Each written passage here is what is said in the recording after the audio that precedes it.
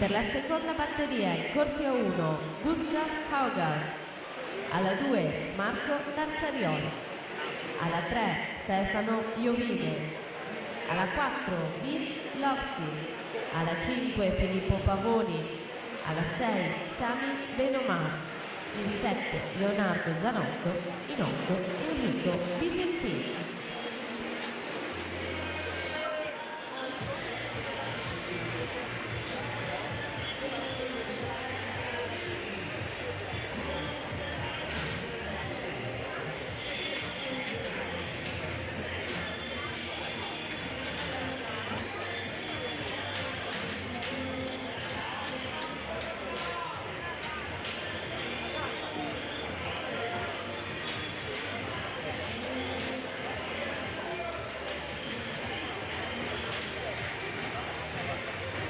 Una 3,64 Davide Schiattino vince la batteria 1, la partenza da 2.